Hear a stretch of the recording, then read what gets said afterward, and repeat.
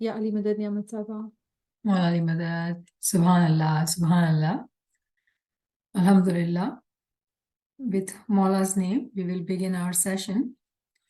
Bismillahir Rahmanir Rahim. Nur Maulana Shah Karim Hussaini Hazrima. Please, Ya Maula, help us, Maula.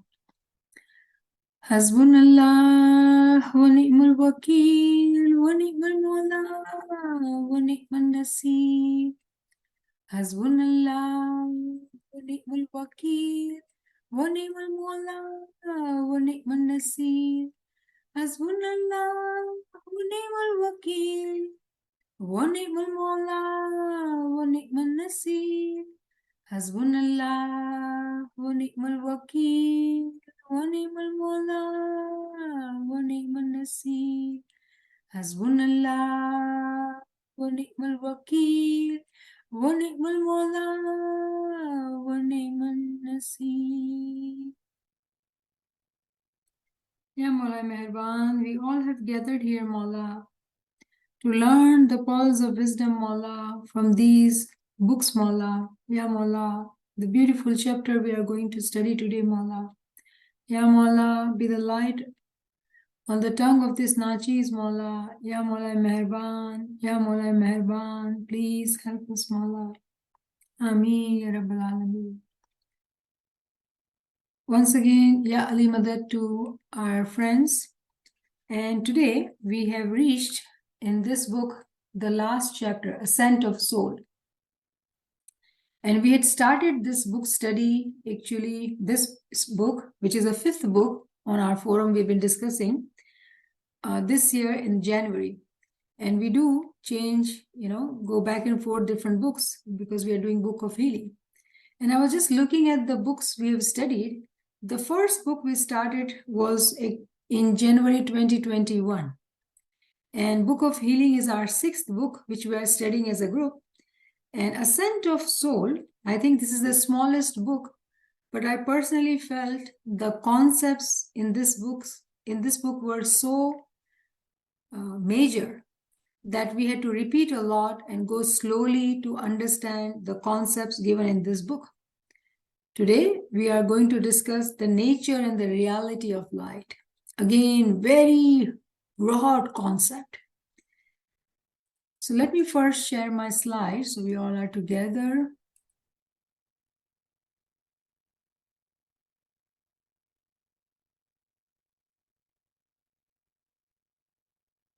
The nature and reality of light.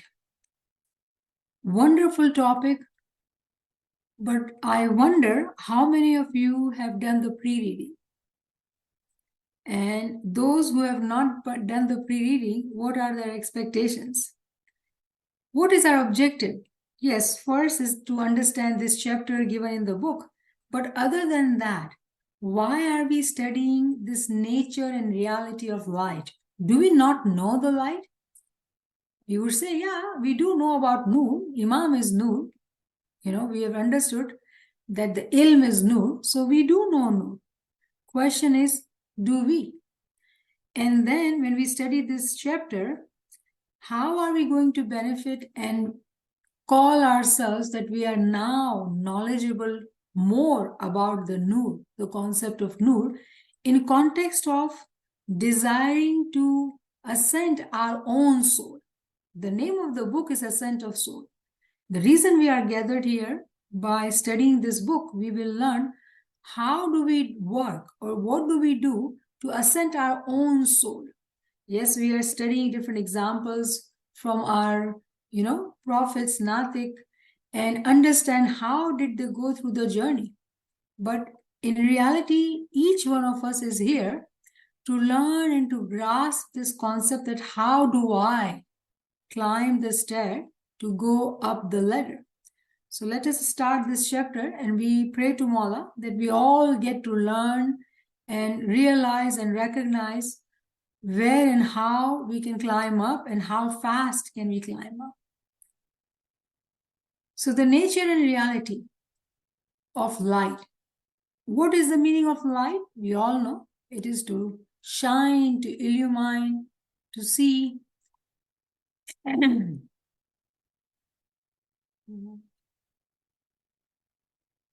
One moment, I need to fix this.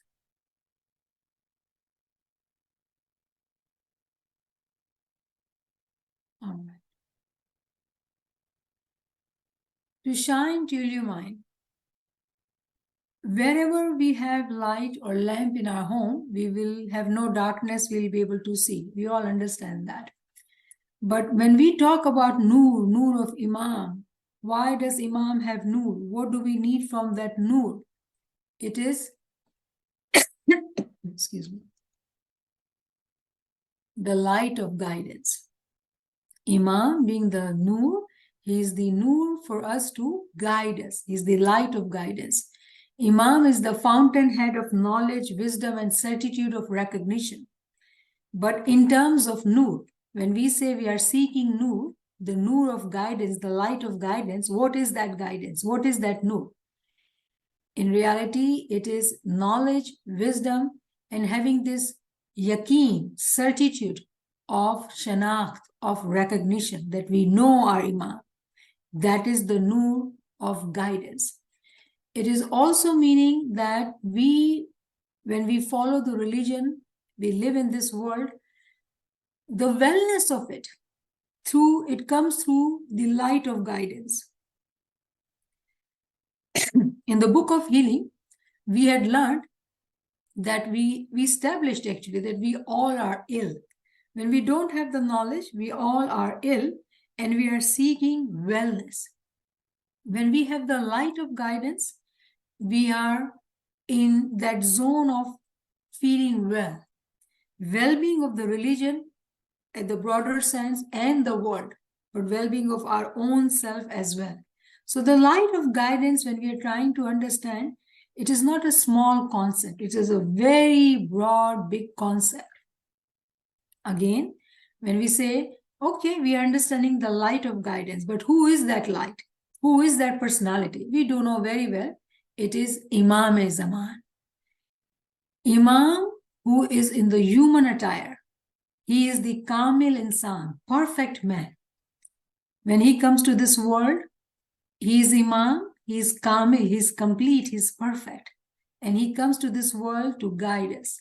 He is the living and present in the world as true guide. Imam-e-Barhaq, Hazir-o-Mawjood, to guide us. However, when we look at ourselves and look at Imam, physically we all look alike. He is human and we are human. And when we know about ourselves as human, and when we see Imam as human, getting sick, having family, and sometimes when we look at the human aspect of Imam, we may miss the mark, meaning that we are looking for that Noor in the Imam.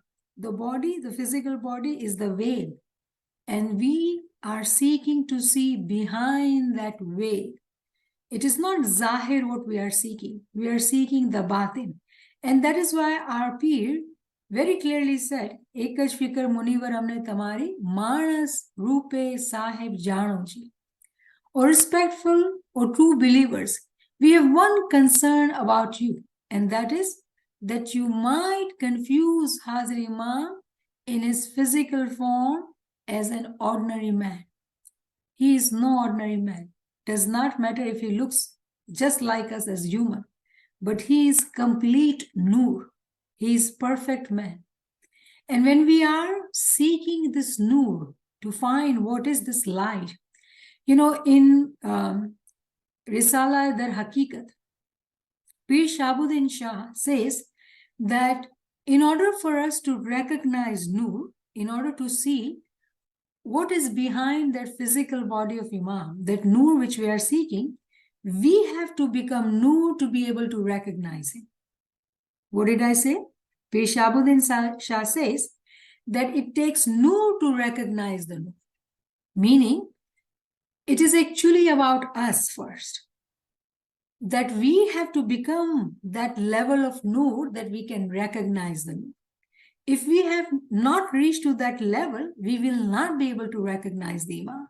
So the key is that we come to learn Who are we? Where is the illness? Become well and continue to grow to become the light our own self. What did our Prophet teach us and Maula Ali? Man arfa nafsihi faqad arfa rabbihi. The one who recognizes themselves will be able to recognize the Lord. In that recognition of ourselves, which we are going through this process, through these book studies, that we realize we might be physically healthy, but we have established that we are ill at the level of spirituality and intellectuality. Until we do not purify ourselves and go through the healing process by studying the knowledge of healing, we will not be able to get to become that level of the Nur that we recognize the Nur. So it is a very deep concept. It takes Nur to recognize the Nur. So if we are seekers on this path and we are seeking the Nur, we know what we need to do, become Nur. And Alhamdulillah, in this chapter, we will learn about it, inshallah. Divine light. The next heading in the chapter is divine light. What is that divine light? Remember, he is perfect and living from every aspect. He is the living light. Our Imam is the living light and he is the perfect. When we look at ourselves, we are imperfect. What we call our intellect, needy intellect. He is complete, perfect, though we are needy. So that is the differentiation. His guidance is actually free from any kind of doubt. When we study his farameens and we understand his farameens and really obey the way we ought to obey, there will no doubt in our beings. The doubt comes because of the darkness. When he guides us, there is no darkness. There is no doubt at all. In the light of his guidance, not only do the realities of the heavens and earth become clear, and it becomes unfolded for us.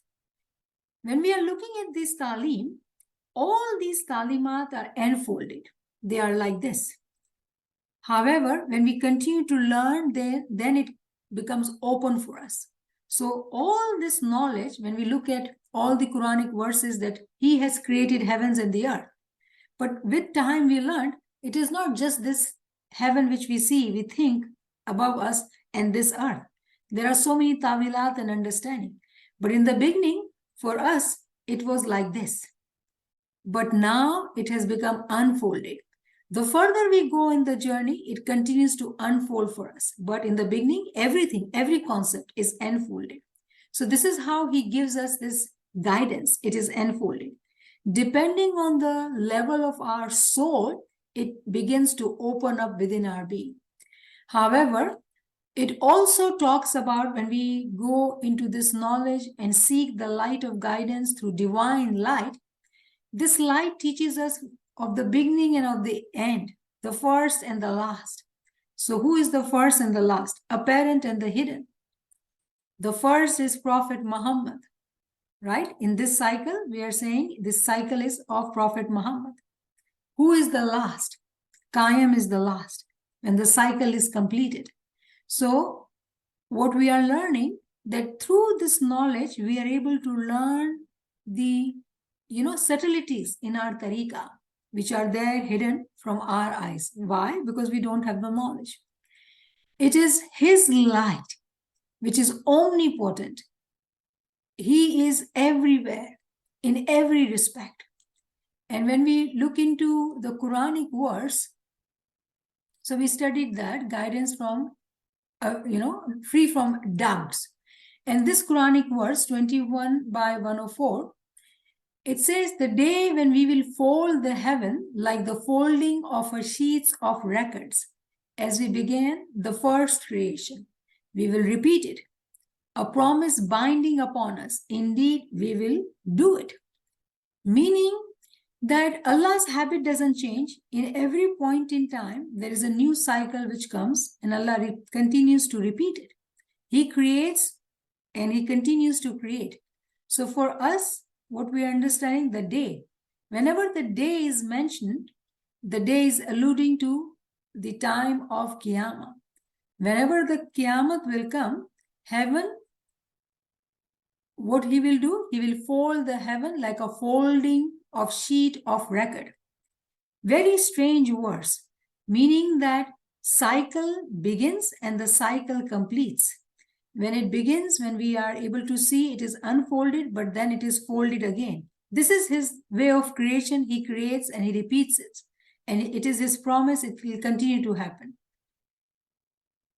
When we look at this, another verse, 27/61, is not he best who made the earth a fixed abode and placed rivers in the folds thereof and placed firm hills therein and has set a barrier between the two seas?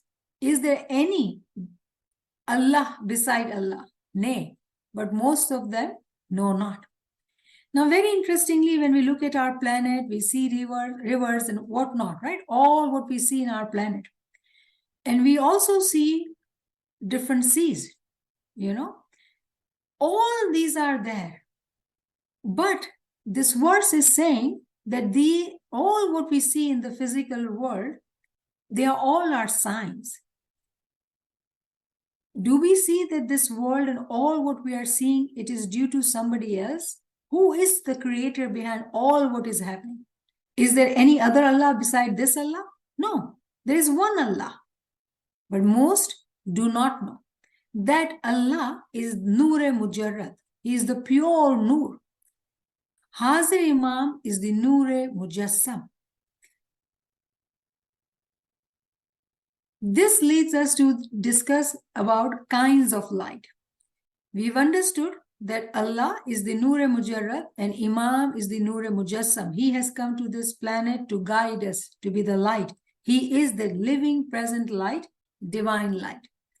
Now, we've understood that aspect of it, divine light and the guidance part. Now, we are discussing what are the different kinds of light. And of course, we all know we are discussing the spiritual or religious light. Spiritual or religious light, not the material light. However, whenever we talk of that light, spiritual light, how do we describe it? How do we define it? It is very difficult. So we have to take different examples from our material world for us to be able to understand that. And one example given here is of lamp, 24/35. Allah did not give the example of sun. Why? Sun is far away. Lamp in everyone's home, accessible. And the beauty of the lamp is, if we look into, the old lamps, when we had diya or candle kind of lamp, we can lit another lamp from that lamp. Meaning, the Noor of the Imam is like a lamp, which is accessible in our reach, and that Noor can lit the light in us as well. We all have a spark, but it is not full-blown light, full-blown lamp. With the mercy of Imam, when we are Farman Bardar, we are obedient to Imam's Farameen, we can also become that light by becoming one with the Imam. So this is the beautiful example of a lamp which we understand. But in Quran, example of sun is not given. Why? When we listen to our lectures or we look through the examples, we always refer to Imam as sun. We always refer to Imam in our planet as sun. But then in Quran, the example is given of lamp. So why this difference? We understand now that lamp has the qualities which we are able to comprehend. Meaning, another lamp can be lit from that light. It is accessible. Sun is far away. And if we were to go near to the sun, what will happen? We will burn. If we were to have sun coming near, heat coming near, we do know in California there are burns. Why? Because of sunlight.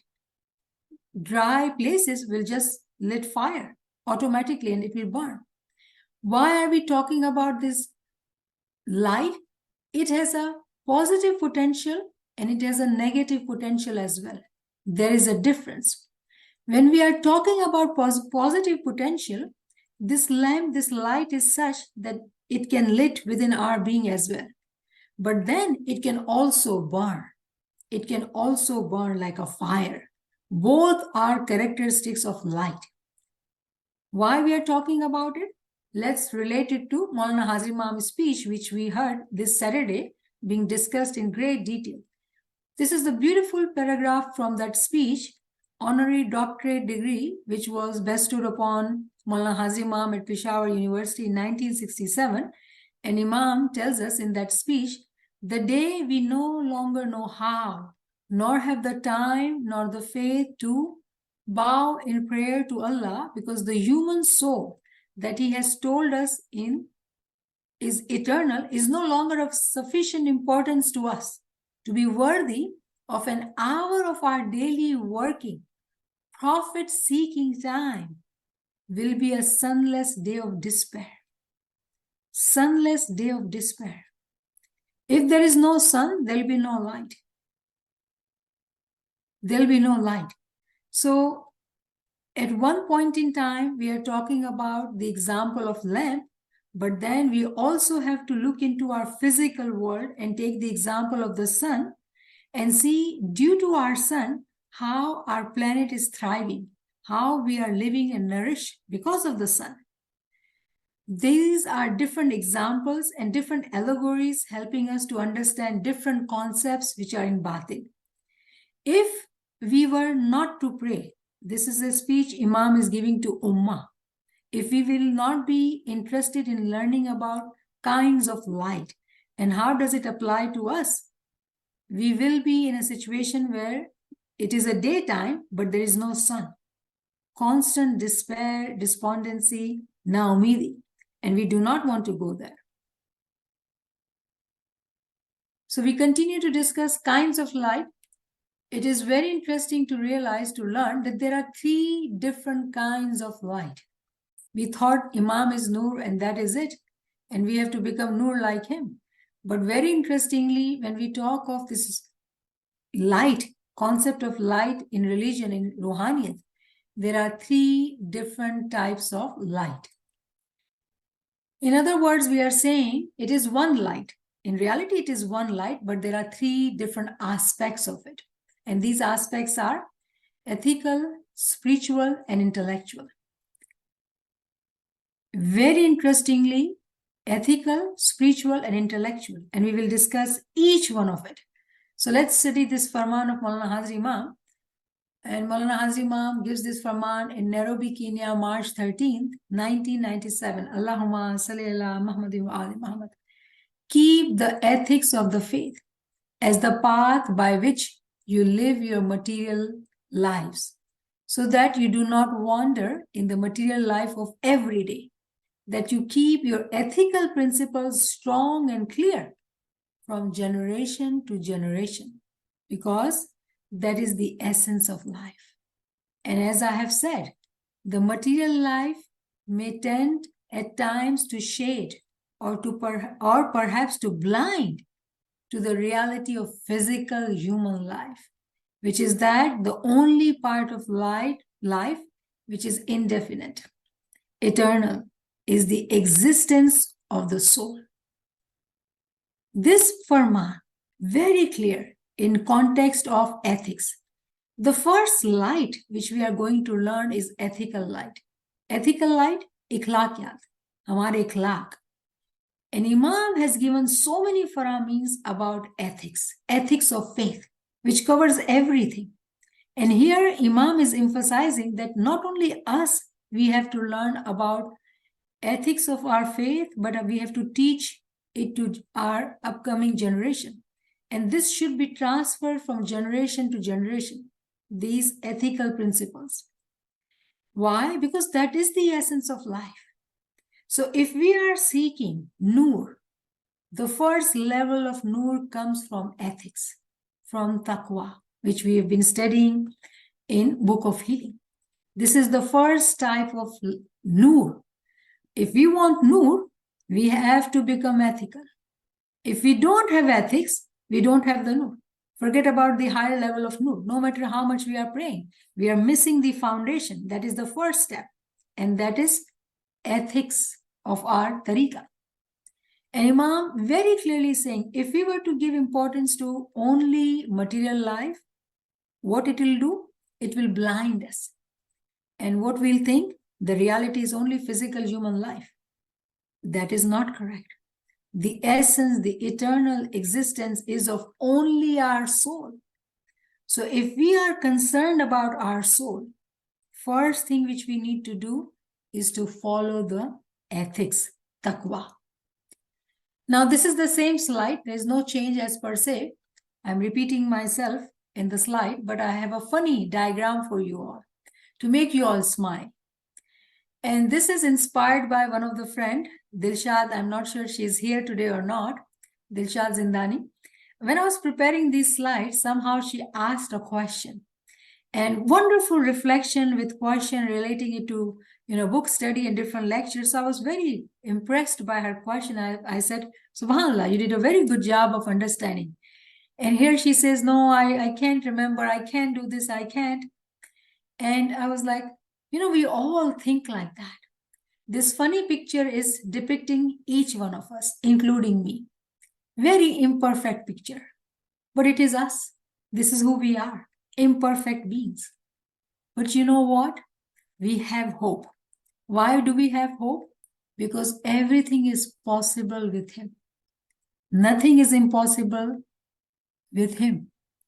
If we are on this path, if we are seeking knowledge, no matter how weak, imperfect, incapable, full of flaws we are, how many weaknesses we have, if we are seeking the light and we understand how we ought to follow this guidance, He is with us, His du'ashes is with us, and no one can stop our progress. So it is okay to look at ourselves as full of flaws. But remember, it is a good idea to look at Him as well and to see that He is perfect, He is complete, and He is with us, guiding us. So this is just to give you a big smile. He got us. He is with us. We continue with this existence of light. So before we go further in our discussing these three types of life, first let's understand the existence of light. Very interestingly, where does the light exist? We were hoping to learn about the light, and what we learned, that first step is ethics. Now, how do we see ethics? Where do we find the light? Where does it exist? It exists within us. How? We have to realize that as humans, we are in three parts. We have our physical body, we have our soul, and we have intellect. And we've understood that when we pray, when we have Isme Azam, it is for our soul. But what we are learning, when we are talking about ethical light, or ethics being the light, that comes from our own body, our own action, our deeds. That's where we demonstrate our ethics.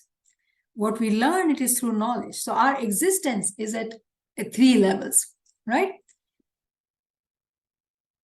When human existence is at three levels, the universe we live in is also at three levels.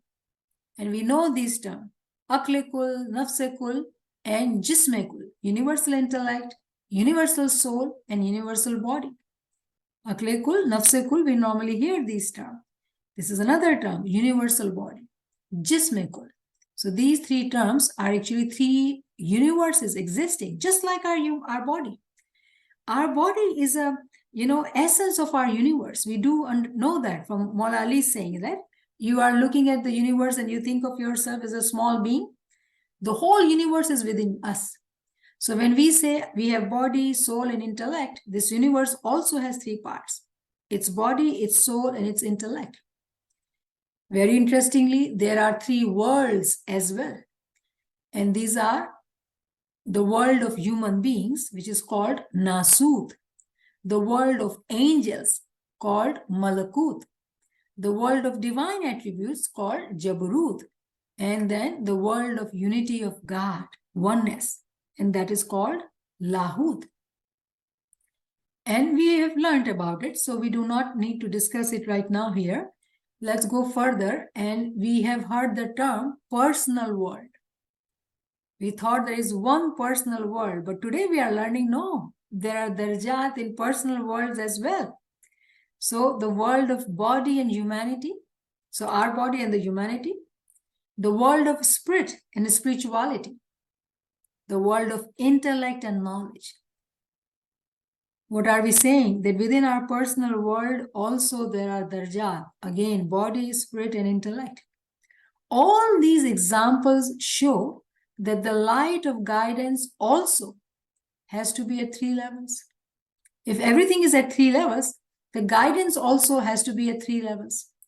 So that man or human can equally benefit, receive from the guidance of Imam.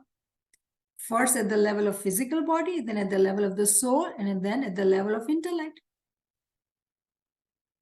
So guidance, 3 kinds of guidance. Very interesting, right? 3 kinds of guidance. So we need guidance at the level of our body, level of our soul, and level of our intellect. So the light of guidance that which Imam is himself is the light of guidance. He is that divine light. It comes to us not only for our soul and intellect, but it also comes for our body. And when we look at Imam, when we say he's a perfect man, he's a living, Noor, we say it's batin, it's not zahir. So what do we focus on? We say his Noor, his soul, and his intellect. And we somehow may not give importance to his body, his physical being. But he is Noor at all 3 levels. He is Noor at all 3 levels. He has come to this physical world in his sacred body. His physical being is also Noor. If it were to be possible for us to, be guided for our soul and intellect without a physical body, then Khuda Ta'ala would have sent angels whom we could not even see because angels are not visible. But what did Allah Ta'ala do? He sent his Noor in the form of living Imam who looks just like us. Our prophets are Imams. They are the living divine guide on the face of the earth. Why they are in the physical body, why they have to go through all these hardships which we go through as humans. So no one can say, oh, how would you know what we are going through? You don't have what we have.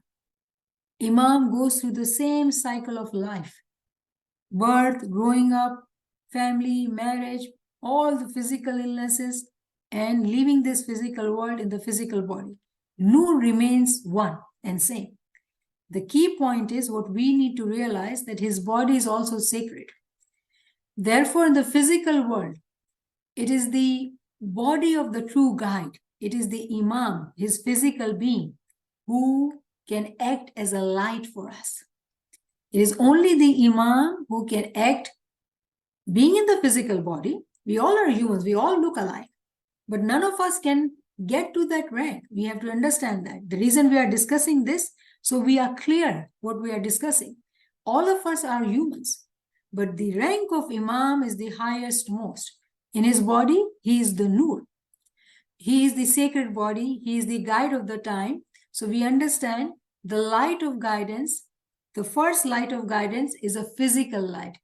That is why when Imam comes, his tashrif comes, when he gives didar, he visits us, we say the whole planet, whole our country, we are blessed because he has physically padramani of Imam in our country.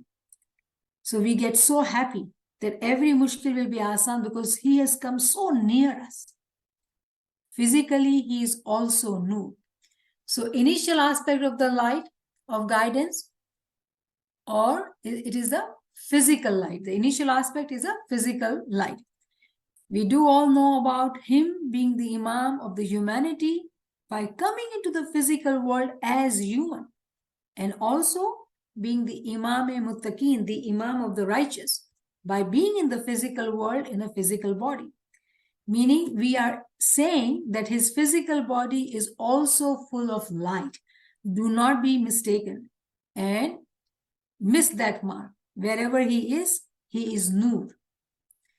Now, continue to discuss about the ethical light, ikhlaqi nur. We do know that when we lack ethics, what do we see? Bad habits, darkness, being in darkness of unethical behavior, unethical acts, lying, cheating, deceiving, business or anywhere, any form of any kind. It is all due to the darkness of not having this light, ethical light. And it can only, this darkness can only be removed when we have the light of good ethics. Light of good ethics. It is because of this need of ours to have this ethical light, God had sent our prophet, holy prophet, and his character is known for us as a role model. Quran says in 68/4 that verily you are on exalted standard of excellent ethics. We do know his taqwa was role model for everybody, even now.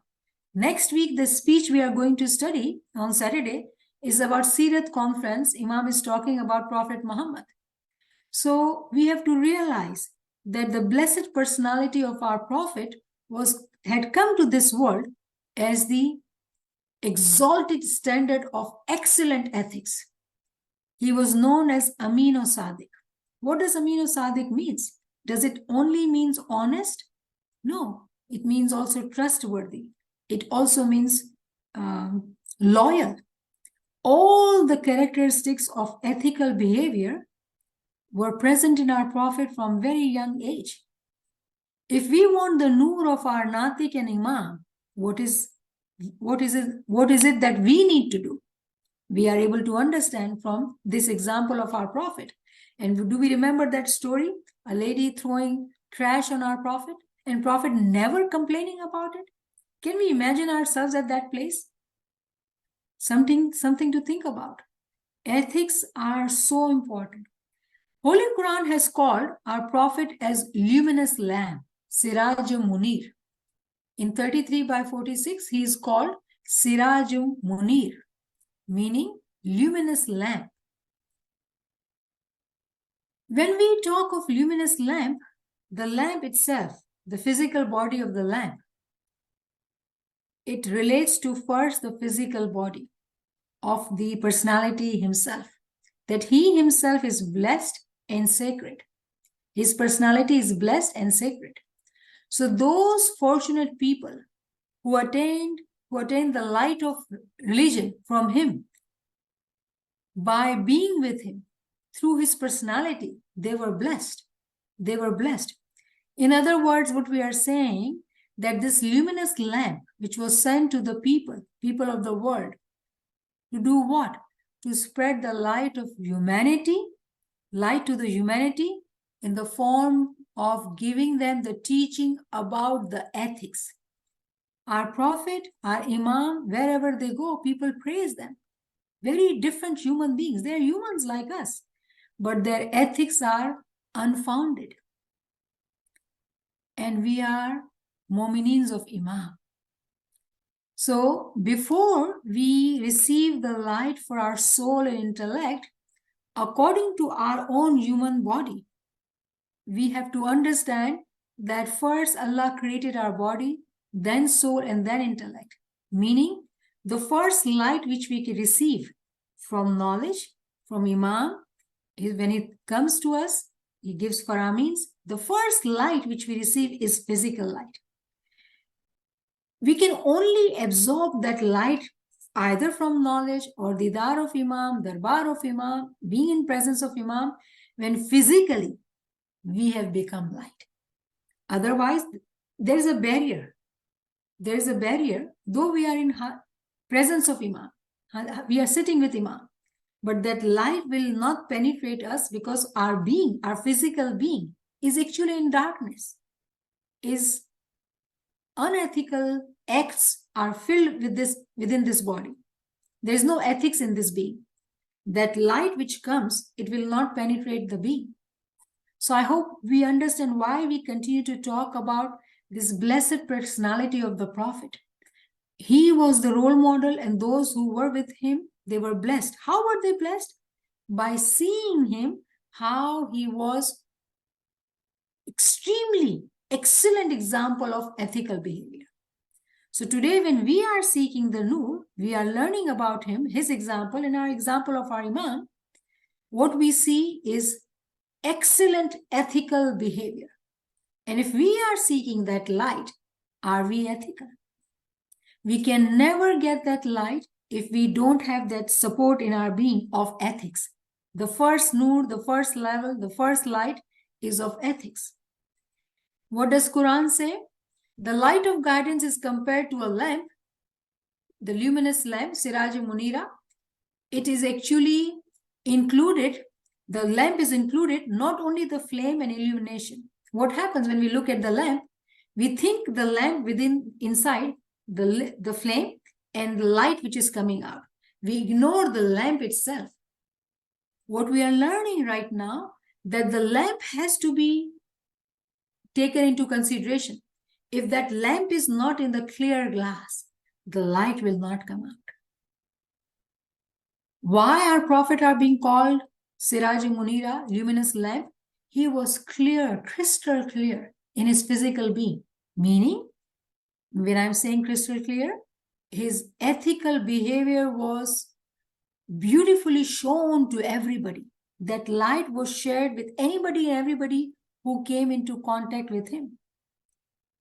The light, the flame, and the illumination was within that body. But first was that vessel, that body. So I hope that we are able to understand that by the example of the Prophet, we are actually talking about learning about ourselves, the importance of having the ethics, because our first level is of our body. And when we look into this verse, Ayah Nur, Allah is the light of the heavens and the earth. Allah nuru samawati wal ars, right? You know this verse. What does it imply here? Because this vessel of the lamp is on the niche. It is only that clear, beautiful lamp will get that position of the niche. And if you remember the discussion of Ayah Nur, niche is above, at the higher level in the room, which is where the lamp is kept. If that glass, if that vessel is clear, then only the light will lit the whole room. Otherwise, we will remain in the darkness. If we are seeking that light, if we want to become that light for our children, our Jamaat, our friends, our families, our employers or employee, if they see us as true Ismaili advocate of Imam, the way Imam says, that I want you to be my advocates. If they don't see that, then the lamp is there, has the ability to be lit. Imam is accessible as well. But this vessel, which is within us, which we are, is in darkness. There'll be no light. And the last verse on the slide is 21 by 107.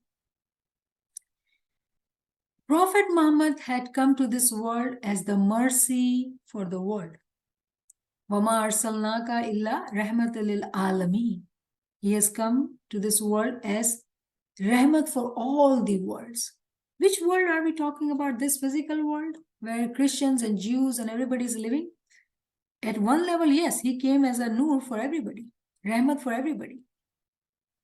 But remember, let's bring it close. We talked about the world and the personal worlds within ourselves. Everything is at 3 levels. So his example, his teaching, his rahmat came for us first at the level of physical being. If we want to understand this ethical light, we have to realize that as humans, there are ethical virtues which we have to follow, which are given to us by our Prophet and our Imam. And if ethical virtues are not being followed, then we see humanity being in darkness. We being Ismailis, we are special, we are different because we are with Imam and we are with his guidance. We are always with light. However, with individual choice when we make and we decide to not be ethical for whatever reasons, we choose darkness. Then what happens? We remain incomplete. We said we are akle garizi, we are partial intellect, we are full of flaws. We will remain with the flaws because we can become complete without flaws when we become one with His Nur. That will never happen because that we are failing at the first stage. So it is very important to realize the importance of ethical light. Ethical light, when it is present, when it is there, then we will be grace, will be granted the spiritual light and the intellectual light, which comes afterwards. It doesn't come first. No matter how much we want to progress and how much we do zikr ibadat. The way we've been talking about that, though ibadat time is only for 1 hour, but if we do not take care of our 23 hours, how? We used to talk about remembrance, because remembrance is one way to keep ourselves reminded that He's watching us. We have to be with Him. But now, more clearly, this knowledge is coming that just by remembering, like through zikr, lip service kind of zikr, in the beginning, it is needed to make a habit of doing abundant zikr. But now we are coming at a higher level. Yes, we stay in remembrance mindfully to watch our own self. That yes, I'm staying in remembrance, but whenever I think or I see others, am I judging others? Am I backbiting? Where is my ethics? There's a beautiful Ginan, if I'm not wrong, or something that says that on the tongue is Yali, but in the mind, there is no Yali. Something like that, right? I'm sure you would have heard it. I can't recall the whole thing. Meaning that we feel good about ourselves that we are staying in remembrance. But if our thoughts are not purified with our behavior, which is of ethics of our faith, we will not be able to progress on this journey further. Ethics is crucially important. Second is spiritual light. Now this, we have been talking about it without realizing the grave importance of the ethical light. We do talk about good deeds, but how important it is in context of having the light, I hope today we have really become clear about it. Now, there are many people in this world who are suffering from darkness. Darkness of what? Of Ruhaniyat. Why do they suffer from this darkness? Do we know that? Quran very clearly talks about it. Those who deny the hereafter, those who deny the Qiyamah, they are in darkness. Why? Because they have not taken interest in faith and religion. According to them, this physical, worldly life is everything. So there is darkness for them. There will be never, ever any Ruhani Roshni for them. There will be no spiritual light. Quran says in chapter 2, verse 39, that those who believe and deny our signs, those will be companions of the fire. They will abide by therein eternally. What? Eternally. And when it is said to them, believe in what Allah has revealed, they say, we believe in what was revealed to us. And they disbelieve in what came after it, while it is the truth confirming that which is with them. Say, then why did you kill the prophets of Allah before, if you are believers? So this verse is referring to those who called themselves Christians. When the Prophet Muhammad came in and he said, he gave the message of Allah, but people did not believe, they denied. They said, no, whatever has come to us from Jesus, Hazrat Isa alayhi salam, that is good enough for us. We do not want to accept you. We disbelieve. We do not believe in you. Then Allah is asking that if you are saying that, then why did you kill your prophet? Because who killed Hazrat Isa alayhi salam? It was Christians who killed Hazrat Isa alayhi salam, nobody else. So we have to realize and understand the importance here is that it is within ourselves, it is among ourselves. When we do not have knowledge, when we don't understand the nur of the Imam, we, because of the lack of knowledge, may kill the nur of Imam.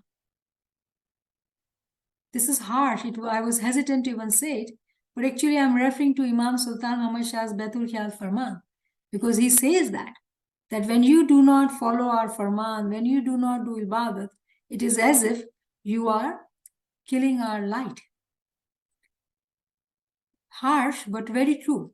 So this verse, when we are studying, though it is referring to Hazrat Isa alayhi salam and people at that time, but in reality, what we are understanding that those people who were there, who Hazrat Isa alayhi salam was teaching, they killed him. And afterwards, after 600 years, when the Prophet Muhammad came in, they said, no, we don't believe you. We believe what Hazrat Isa alayhi salam had said. But how did you treat him when he was there with you in the physical lifetime? It was all afterwards. Meaning, they did not give importance to that physical light which was present. They ignored that. And afterwards, they accepted the Christianity and became Christian, called Christian. Allah's deen is one and same. But people called themselves Christian and they said, oh, we are Christians, we follow the word of the Jesus, we will not follow the Prophet Muhammad. And Allah is asking, then why did you kill him? The second verse we have here is 2/91. And when it is said to them, believe in what Allah has revealed, they say, we believe in what was revealed to us, and they disbelieve in what came after it. It is almost same verse, but there's more to it. And they disbelieve in what came after it. Why it is the truth confirming that which is with them, say, then why did you kill the prophets of Allah before if you are believers? So almost same verse in a different reference, chapter 2, verse 39 and verse 91. Again and again, same question is asked. Now, question here is, why would Allah repeat himself? Didn't we hear the first time? Did we? Because sometimes we become deaf. We do not pay attention and reflect that this verse is talking about us in current time, talking about seeing the signs which are shown to people. If they don't see the signs, then they will be companion of the fire. After the Nurani Hasti is left, in context of these verses, Hazrat Isa alayhi salam, when he had left this world, then they were believing him. And Allah is saying, then why? Later we are believing, what is the purpose of that? And the current Nur, which was Prophet Muhammad at that time, you don't accept that? Khuda Ta'ala repeats himself because people don't understand what is being said to him. Khuda Ta'ala repeats himself because it is not understood what he's telling us. And the last verse is actually, we all know that we have come from him and we are going to return to him. No matter how we behave, we all have to go to him, willingly or unwillingly. If we go willingly, we will be with his Nur. We will be with him. But if we are choosing to not follow the ethical behavior, Ruhani Roshni will not come to us. And when we reach him, we will have no kamai, no earning with us. So from all the aspect, what will be happening to us? Unsuccessful, weak, with flaws. But those who paid attention, those who walked on the path, his mercy will come to them. And through the chain of the light of Imamat, this long journey, difficult journey, will be made easy for them. The Nur of Imam, the guidance of Imam, the Talim of Imam will help them to cross this journey easily. Why? Because they are obedient, not nafarman bardar. It happens step by step. It happens gradually. But ultimately, Mu'minins are merged with Imam and they become one with Imam, step by step. I think I'm going to stop here because there is a need for reflection, individual reflection. If we don't do that, then we are not doing justice to what we are learning. So let me stop here and see if we have really understood what we are talking about and we are discussing. Are we all together? Seemingly simple concepts, but actually they are not.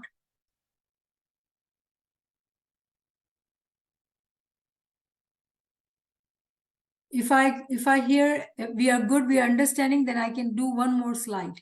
We have time. Anyone would like to comment?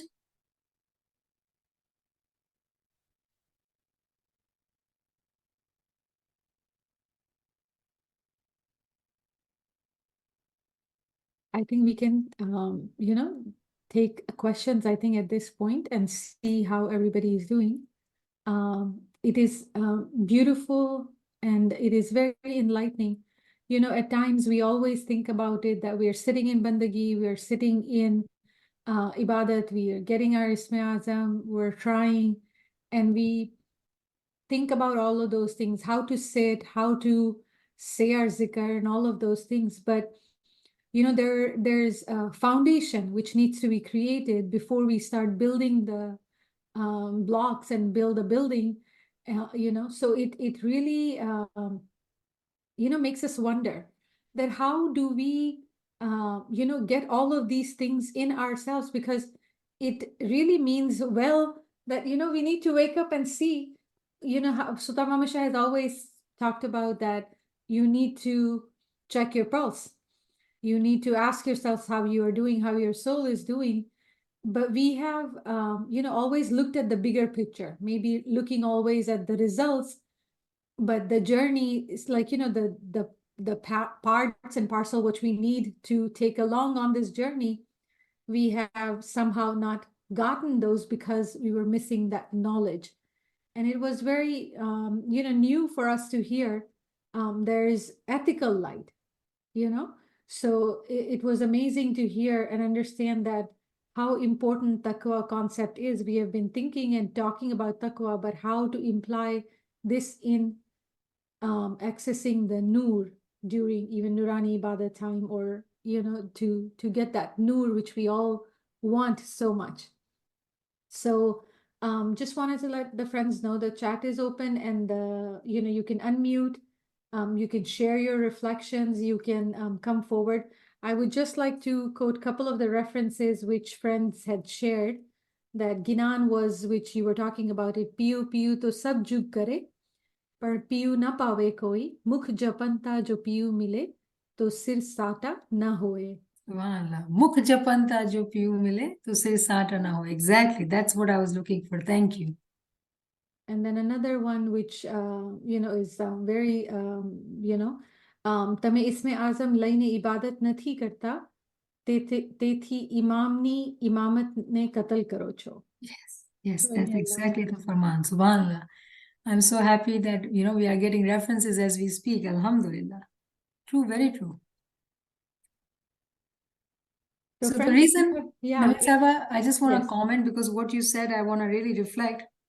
And because it sounds simple, and that is the mistake, very humbly, because it is not simple.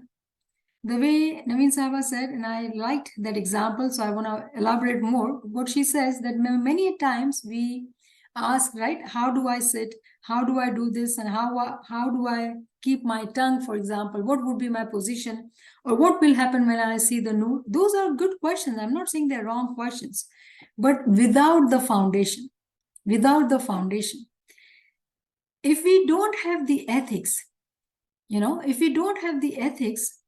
no matter how hard we work, we will never go further, we will never grow in this journey. Foundation is the ethics. And that is why pick up Hazri Imam's Farami.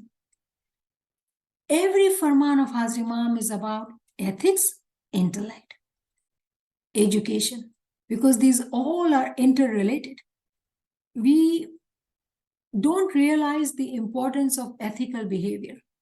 And, like today, we are living in a knowledge society. Are we ethical with our knowledge? Stealing at the level of knowledge, nobody notices that. Nobody cares about it. When we talk of cheating and deceit, people think, oh, alhamdulillah, now we are well to do. Nobody, is stealing, or those kind of things are not prevalent in our, level. Alhamdulillah. But look at us 100 years ago, 50 years ago, probably, there was compromise in ethics in terms of, petty issues. We may not have those issues anymore. But today's time is the time of knowledge. Are there issues with knowledge? Meaning that the more we understand this concept of taqwa, from beginning the training of a child, from not cheating, not lying, being honest, to becoming a professional or living in this world at a whatever post, in every aspect, observing ethics will make that individual a good mu'min. If today we have this question, why am I not able to concentrate in ibadat? I hope today we got the answer. If we have kina, hasad, bughaz in our heart for anybody, it will hinder us. It will hinder us. So ethics is so important, and we have been, we are learning in the knowledge. So I don't want to say that we are missing the mark, but I hope that we are realizing the importance of taqwa, how important it is. If we are true, genuine seeker, and we want to elevate in this path, and if we are not able to, today we got the answer. Because if we don't have the knowledge, how are we going to know what is limiting us? So that is why I was, trying to go very slow so we realize.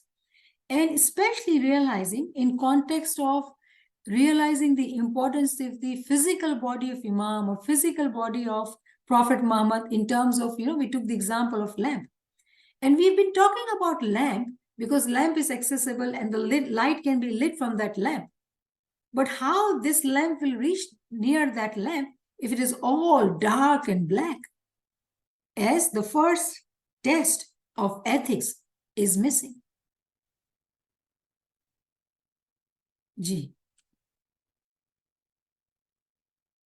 Subhanallah, subhanallah. Friend just had posted a question. What is the difference between spiritual and intellectual light, which leads to spiritual and intellectual didar? What is it? Very good question, very important. I have two suggestions for you. Why don't you read the book? I think it is being posted in the link, or you'll have to wait for the next lecture where we do the explanation, because we have not covered that. What we have covered, we need to make sure that we all understand that. It'll be beautiful even if you can share your own reflections, because this is not an easy chapter.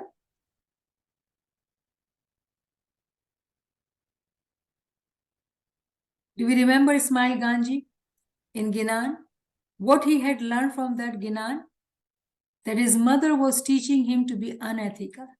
And Ismail Ganji, when he heard that Ginan, he said, no more I'm going to be unethical. I'm not going to cheat in my business. And of course, we see how did he elevate? How? Because he realized that he needs to be ethical. Ethics are so important. Ji. Subhanallah, subhanallah. I think it's always concerned, when we think, how do we know that what mistakes we are making? Or how do we understand that, you said it beautifully, you said it that the cheating and a lot of things, it's not happening anymore, right? Because we are in a better situation. We have all progressed worldly and, with education and everything. So we understand that. But how are we losing all of those, kamai, which we earn at times because of some of our ethical diseases? And, we have talked about it, thoughts, we sin in our thoughts. And I think it's individual reflection, I believe, that friends and we all need to do in order for us to understand that how we can improve our ethical health in order to receive that ethical light for our beings.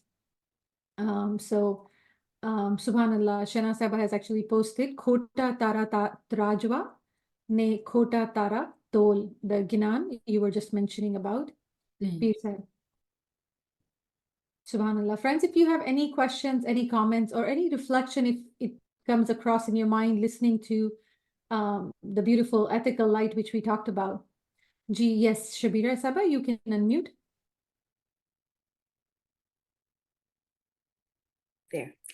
Yeah, so when you were talking, NIAMAT Saba, I was just thinking that the thing with ethics is such a big and broad topic, right? So at so many levels, we can con- conduct unethical behavior in our thinking, in our actions, in our feelings. So I think, in a way, I think we need to know what the standard is, of course. Do not lie, do not cheat. But then I also think that we have to have a way to be kind and human and learn and grow. Otherwise, it could be overwhelming, right? Because we are weak, we're human, we make errors.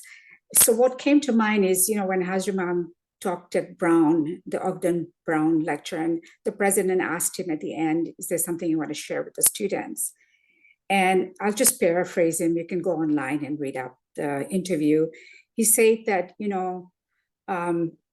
we all have regrets, but don't hang on to them. Learn from your mistakes, right?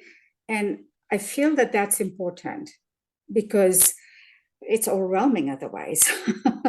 Every day we sin in some form or the other. So is that fair to say that, reflect and then ask for forgiveness could change your thinking, change your behavior? That it's kind of a spiral staircase. We try and keep moving higher, but it can't all happen at one time, as hard as we may try. It could maybe for some people, but I just wanted your thoughts on that. I agree with you absolutely. And that's why I said that we are weak. But when we are with Imam, we seek his mercy, we pray to him, and we seek forgiveness. Of course, definitely. We have hope. These sessions are just done, Shabira, to shake us up. If we are blindly, or we become deaf and blind and we are sleeping, to wake us up. It is never to say that we don't have hope. Please never, I never intend to do that. But sometimes when we are discussing, it may sound like that. So thank you for pointing it out. No, we got to be kind to ourselves because, yes, we can become very critical to ourselves. Though, on one hand, we are saying we do need to become critical. Now, remember, there are different individuals. There are some people who think that they are really good. They do everything right and they know everything and they are really good. For them, it would be an opportunity when, we listen to lectures like that to kind of come out of that dream fantasy world and look at yourself where you are mistaking. And then those who are being very critical, with every mistake, they really beat themselves up, then I would say, no, yes, we are full of flaws, but we have hope. We have Imam's duashes with us. But the problem is that we sometimes, that we may take it for granted. And these sessions, when we, we listen and we read, it becomes a reminder for all of us to wake up and become mindful, because it is all about being mindful and not taking things for granted. When we, have these things available to us, it is very easy. It is very natural, actually, to become, not to take everything for granted until these things are taken away. So sometimes we need to have this wake-up call, just a wake-up call. So we do better tonight. We really recall our sins and do Giryazari and seek forgiveness, because we do need to remind ourselves where we have sinned. The way you spoke, Shabira, it sounded that you are very mindful. You're very mindful, very critical. Yes, please be kind to yourself because you're already aware. All what I spoke was not only to those who are already aware. If we are sleeping, we wake up and we really need to be aware and become mindful where we are making mistakes. People will do what they are doing and they will continue to do. Our judgment of them or our thinking bad of them is not going to fix anything but take away our earnings. So there are more than one objective when we talk about these things, to appeal to different, individuals, different friends who are there. Their needs are different as well. So from all the aspects, we have to cover lectures to make sure that everybody is benefiting. So thank you, Shabira, for coming up and, reminding us. I truly appreciate that. I mean, I appreciate that feedback, but these sessions are to me light. So that's not even the issue, right? It's everything here. I walk away feeling more light because I understand better. It allows me to think more. So yes, there's the other aspect where you're like, okay, how do I keep growing and not beating myself up? But at the same time, for me, I walk away from almost all sessions just with light because it makes me think deeper and harder. So I don't think the session ever takes me down that path. It always brings light to me. I just want to say that. So thank you. Yeah. Shukramala. There is a question, NIAMAT Saiba, in the chat. Please share one of the examples of one having the clear sign of acquiring ethical light during our spiritual journey. Acquiring ethical light. Yes. Like what would be the indications? Yeah. We have beautiful example of our Prophet Muhammad. He was the mercy for the whole world. And actually, it quoted that example. Example of our Prophet being patient and not complaining. Do we not remember? That lady she was not a believer, and she lived above Prophet Muhammad. Whenever he would, leave after, shower or cleaning, wearing clean clothes to go to masjid to say his prayers, she would gather all the trash and keep it ready, and she'll wait for him to leave. As soon as he comes out, she throws trash on him, and he doesn't complain. He goes inside and he changes, showers, and goes again with clean clothes to the mosque. Every day that kept on happening until one day it doesn't happen. If it were to be you and I, what would we say? Thank God. But what does he do, our Prophet? He says, why is she not throwing trash on me? So he goes to check on her. Are you okay? What happened to you? And of course, this lady was like, what? I've been throwing trash at me and you have come to ask me how am I doing? And she was sick. So he, takes care of her, supports her, encourages her, and she's seeing his behavior. She accepts the Islam there and there on his hand. She gives him bayat that I am Muslim, I follow your religion. This religion is strange, that I've been hurting you, giving you problem, and you've been patient and not complaining, and now you've come to take care of me. What a level of patience. Do we have that? So sabar, saburi, kamya, daya, what our peers have taught us in our Gyanan, all of those are actually examples of ethical behavior. And we see these examples being demonstrated by our Prophet and our Imams all the time. I don't think there is any limitation of the examples of ethics. I hope this helps. NIAMAT Saiba, Ji.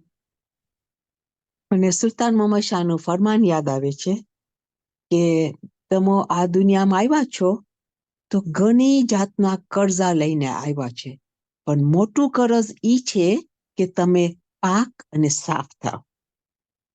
પાક અને સાફ થાઓ, ઈ મોટો કરજો લઈને બધા ઇન્સાન આવ્યા છે. And another ફરમાન he says કે તમારી બંદગી ભલે ઓછી હોય, પણ જો તમારો દિલ સાફ હશે તો ખુદાની મુલાકાત થશે. So I am reflecting to say another ફરમાન where Sultan Muhammad Shah says કે હું સાત જમીન ને સાત આસમાનમાં સમાતો નથી, પણ મોમીનના દિલમાં ખુશી સાથે સમાવું છું. તો ઈ દિલમાં જો સાફાઈ હોય તો જ ઈ સમાઈ શકે ને. True. Subhanallah. Beautiful. Beautiful. What she said, those who do not understand Gujarati, if there is any who doesn't, that if you are not pure, Imam Sultan Shah says that the biggest task which we have, come to do in this world is to become pure. And that purity is actually about taqwa. And Imam says that I do not want to live in the heavens and the earth, but there is no space big enough for him, he says. But it is in the heart of the mu'min. Which mu'min? Who is pure. So what is that purity? What is that pakizgi? Taqwa. ethics. So I hope that we understand that so many different words, but we've been taught this purity. Have we understood it the way we ought to understand and follow it? We are looking into it today to be able to identify and reflect on ourselves and learn so we can have this first level of Nur, Pakizgi, and then we can go further. Thank you, Yasmin. That was beautiful. Subhanallah, Shukar Mola. subhanallah. And lastly, Shah Sahib actually, she posted a beautiful speech quotation from Hazrat Imam, and it talks about ethical literacy. And Maula actually gave lots of example what type of things which we need to look for, like, students in their life. Plagiarism is one of those. And it gives a lot of examples, like, so a friend who actually asked Yasmin Saba, do read this, it's beautiful, and it's Maula's words to the Ummah, not just Smiley Jamaat, but to worldwide humanity about ethical principles. So wonderful, wonderful. We'll take one last comment or a question if anybody would like to come forward. Any reflection if you would like to share, or any point you would like to share, come forward, and then Ali Madad. Malali Madad, Zebun Bhai. Karmala, alhamdulillah. So beautiful, I really enjoyed.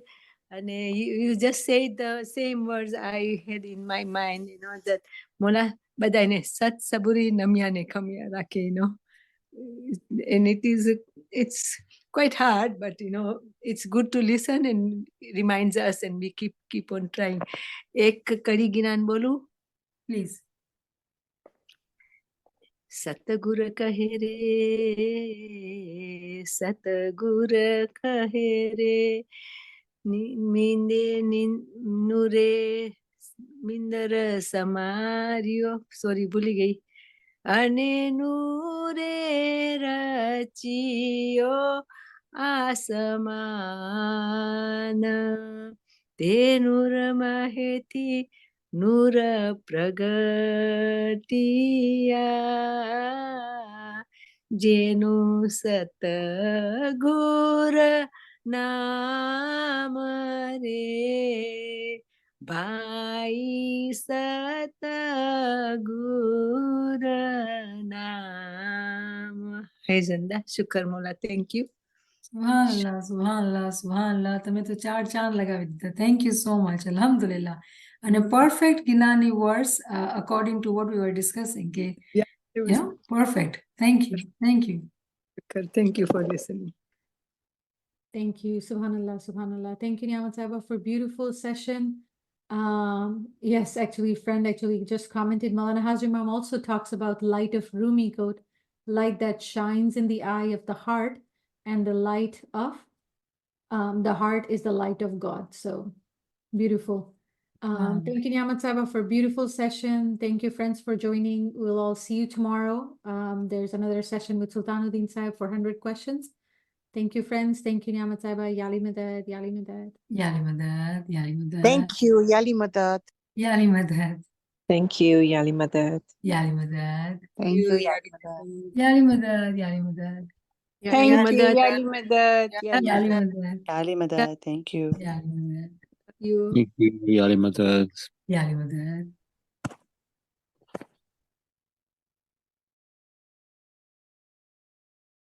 Yali Madad, Yali Madad. Yali Madad. Yali Madad.